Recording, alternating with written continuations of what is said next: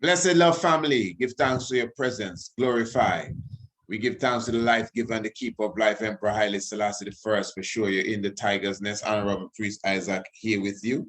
Just getting ready to hold a little meditation. Of course, I have the triple nozzle here.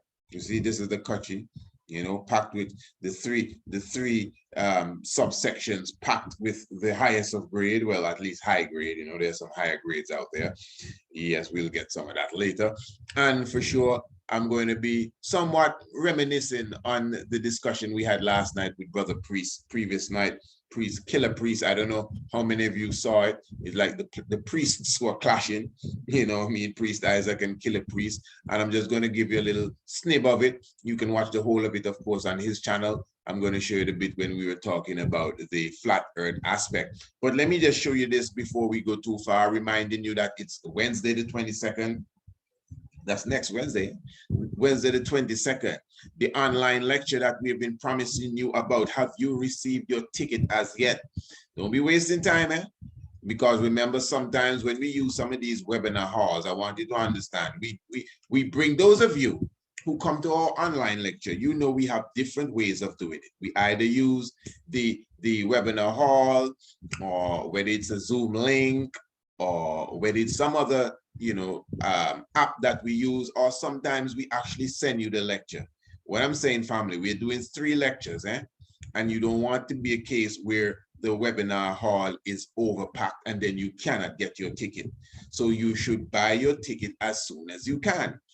Fairy Tale, Folly Days, and Nursery Crimes, the Firing Squad edition. That's Wednesday the 22nd. And then the 23rd, remember, that is the Santa Claus Massacre, Total Annihilation. That's the 23rd, Thursday the 23rd. And then a few days after that is Haile Selassie, Rastafari, and Freemasonry. That will be the 26th day of December. And each of these lectures are only $20 each. But you can get the full bundle, that means the 3 of them, for the discount price of $50. So what I'm saying, all you have to do is contact us via email, priestIsaacInstitute@gmail.com. All the link is in the description, pardon me, below.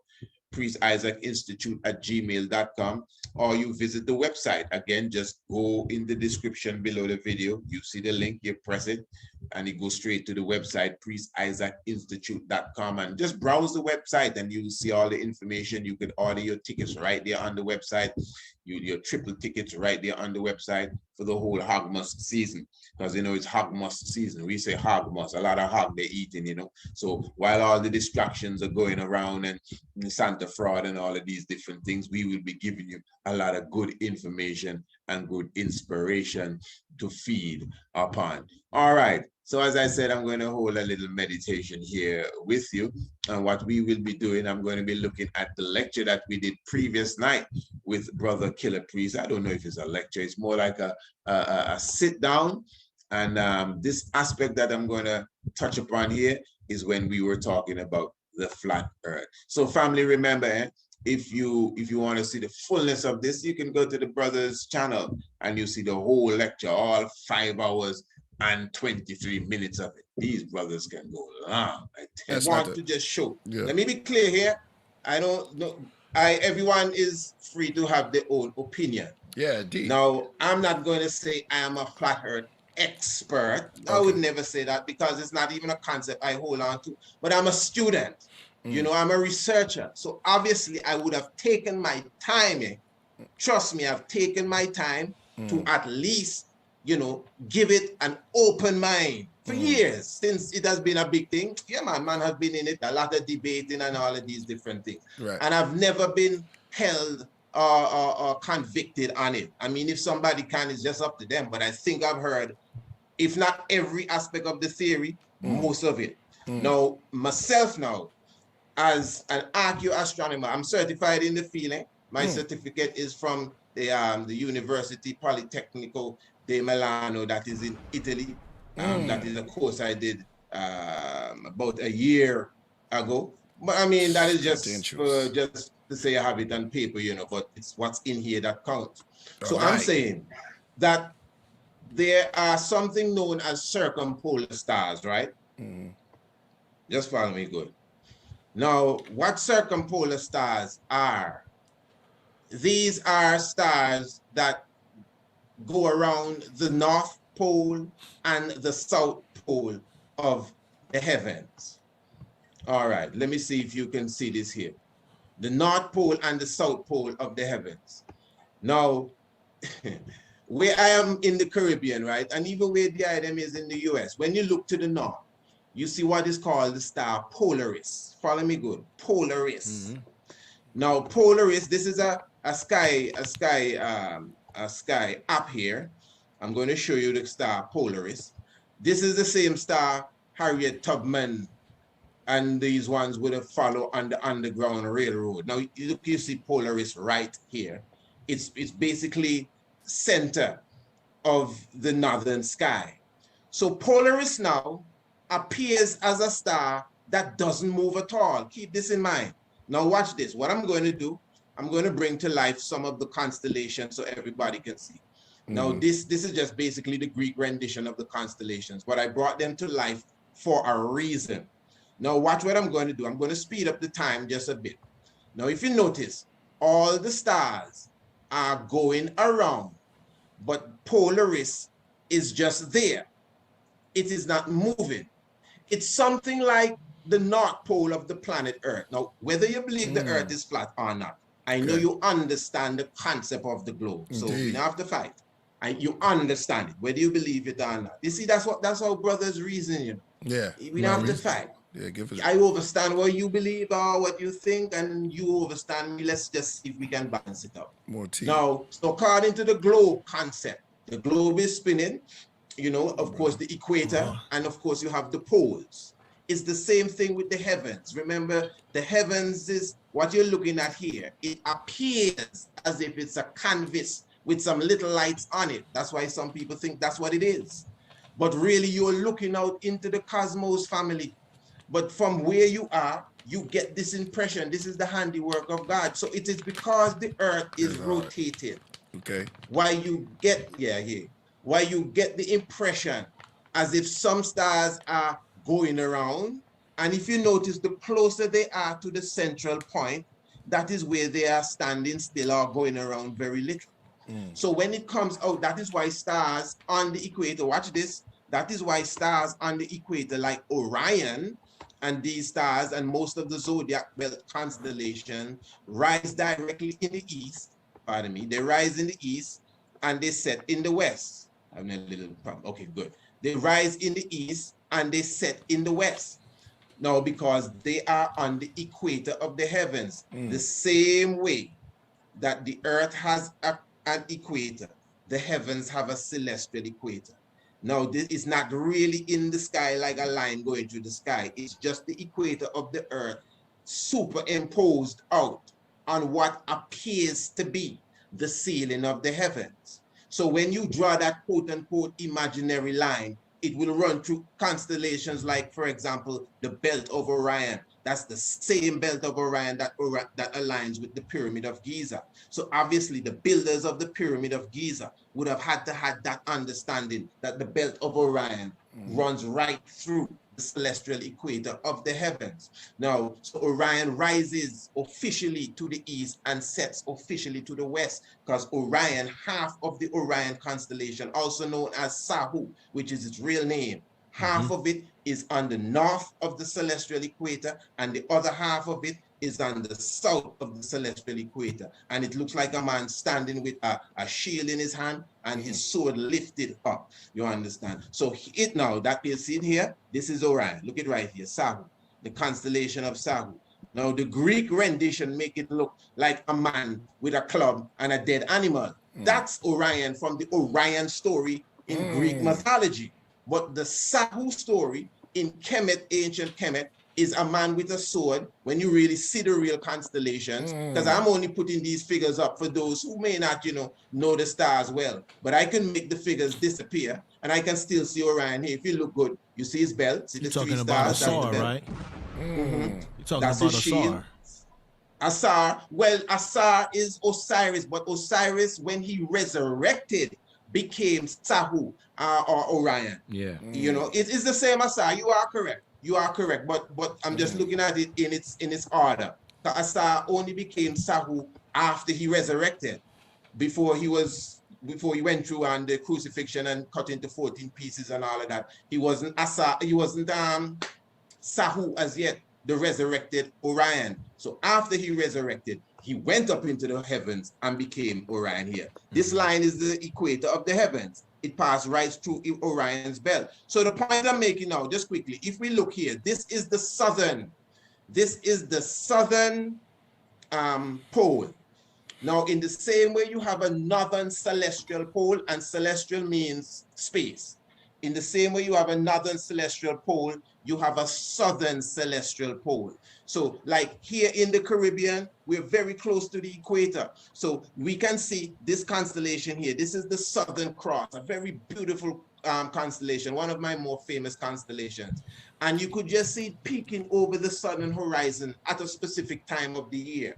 So the more south you go, family, follow me because I'm going to seal this part up now. The more south you go, you'll be able to see the constellation in the southern sky. And you will notice that just like the North Pole star Polaris, everybody know Polaris. As I said, same thing Harriet Tubman them used to follow the drinking gourd. So everyone knows it is the North Star doesn't rise and set, but there are stars that rise and set. And in the south, you have stars again that don't rise and set, they just go around a point. So that is only possible on what is known as a global formation, because it is the globe that is giving the impression. Now, just to prove this now, let me go back to So you're saying it's the globe that's giving the impression. I'm gonna show you right now what I'm saying here, just to make sure I'm on target. All right, bam, bam, bam. Now, follow this here, bam, bam, bam. Looking for the share button, bam. Yes, good. Now watch this. I got a nice cartoon. This is not even my stuff, but I was surprised to find this. It says exactly what I'm saying. You see, family, what it is, this is what it is. Okay, this is the impression that I'm getting of what the flat earth is. And if you notice, you have this here. I saw this on National Geographic. I saw when the brother was presenting it. And these are the stars. See the stars here? This is his understanding of it. Family, watch me good. Now, what I just showed you, if I come out, like for example, Brother Kepra, you're in Peru, South America, down here. Yeah. Say you go down there. And then I go to Azania. And Priest, you go to Australia. Now, 12 o'clock in Peru, you're going to see the Southern Cross rising. 12 o'clock in Peru, midnight, you see the Southern Cross rising. So I get on the phone and I say, hey, Kepra, can you see the Southern Cross rising? Yes, okay. Now, I'm not supposed to be able to see it yet. But 12 o'clock my time in South Africa, I'm supposed to see the same thing. And 12 o'clock in Australia, specifically, you're supposed to see the same thing as well. And what you're seeing, you know, is a circumpolar action, because in the south, that's why I picked southern countries. If you notice, everything here is, and just a correction, I'm saying you're supposed to. It's not supposed to, you know. You will. That's the point I'm making. You will see. Whatever you see 12 o'clock in South America, if you were to happen to just catch a plane and go to South Africa for the next 12 midnight, you know, on the same day or even the day after, what you see in the heavens will look exactly the same as what you saw in Peru. And if you go to Australia, what you saw in the heavens in South Africa and Peru at the same time, depending on the time, whether it's 12, 1, 2, whatever the time is, that's the point. Whatever the time is, what you see in one southern country is what you will see in the other southern country when the time comes, when it's the same time, you know, that corresponds, whether we're working with 2 a.m., 3 a.m., 12 midnight. I use these times because that's when you see the stars. That's the point I'm making. Follow. Below the equator. So you'll be able from South Africa to see the stars going around in a circle. You'll be able to see from Australia properly the stars going around in a circle. You'll be able to see from South America properly the stars going around in a circle. Look at this model here, family. Talk to me. Talk to me.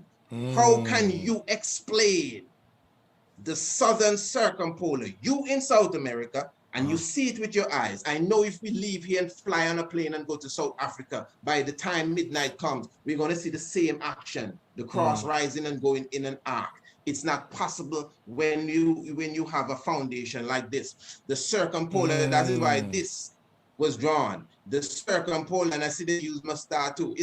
I just found this, to be honest, but this is a concept that I already fathomed out as an astronomer. It's impossible. I'm telling you, there's no way you can get around it. It's impossible for the southern circumpolar action to take place on the flat earth theory as we know it. Maybe there's something else that has to be added, but as we know it, that cannot happen. I don't know if you understand what I'm saying. I know it's a lot. We understand. Yeah, we understand. You're right. Thanks for the correction. You ever took like a can and just stepped on it? Huh? You ever took like a can and just stepped on it? And it crushed? Yeah. Yeah. That's what you just did to the whole flat earth theory. Okay. I hear you. Okay. I mean, well, it's just reasoning, eh? You just stepped on it and crushed it. You know, because and I don't want to labor on it too much, because there's some other points about it that I don't want to go there. But I'd like to continue with what I'm saying now. You could just use the basic fundamentals, like, the force of gravity. Let him finish. You know what I mean? To explain the flat earth. No, he's good. He can go ahead. All right, go ahead. You know what I'm saying? Yeah. I mean, gravity can a lot of flat earthers argue about the force of gravity, and gravity just shuts that down. They call it atmospheric density. And the sun is holding all the planets in its formation. I mean, as it rotates, because without gravity, they wouldn't even be there. Right. I hear you. You know what I'm saying? So that right, you got to disprove the forces of gravity, which is, really, most scientists won't even argue about that. You know what I'm saying? They're just like, I'm not even going to waste no time. Now, a lot of flat earthers think that the force of gravity doesn't exist when, okay, well, where's your mathematical thesis on how it doesn't exist? Because they use math. They use density and buoyancy. But let's let him build. All right. You can say that. He said just let him. Yeah, go ahead. But, go ahead, brother. Go on. Yeah, man, but I real good. I am with you, and I free with the reasoning too. Yeah. But, okay. So, since we kind of got that, I wouldn't even say out the way, since we put that to the side for the moment, because trust me, somebody's going to inbox you later and say, man, please, you got to bring him back. I have the real facts here, and I know that. There you go. Gravity's a theory. Yeah. No, gravity is not a theory. Yeah. Gravity's been proven.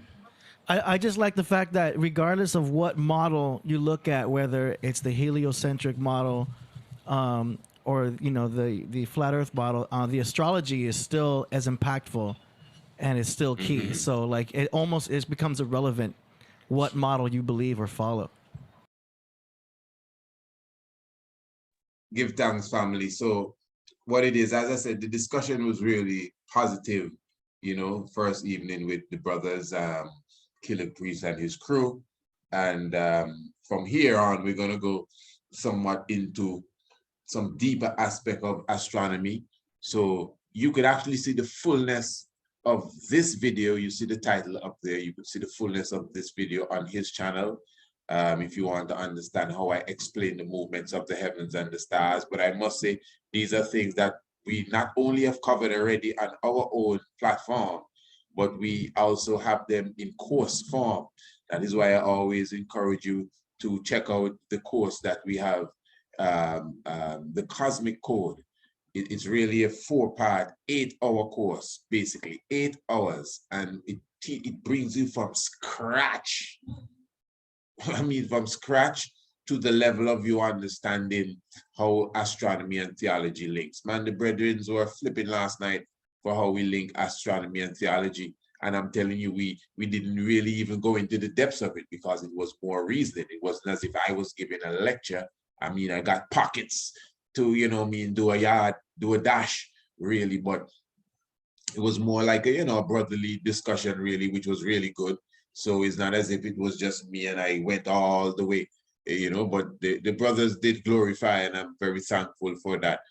So you yourself, as I said, we have the whole the whole cosmic code. And all you have to do is visit our website. That's really the hub, the website. Just check the website, man. So even if you're looking at this after the online lectures, some people may say, oh, I wanted to see the fairy tale lectures, but it's gone. Man, just visit the website. You'll see what all we have available. And every online lecture that we do is always available when it's done. So you could still purchase the online lecture. We have so much information on our website. The link is in the description below. So my brothers and sisters, I'm going to upload a few other pieces of this wonderful session previous night. You can go to his channel and check out the rest of it. There's a nice one that we did when we were talking about Marcus Garvey and Idi Amin. You know, just keep an eye out, and I'll definitely upload that one as well. Holy Emmanuel, I, Selassie, Jah, Rastafari,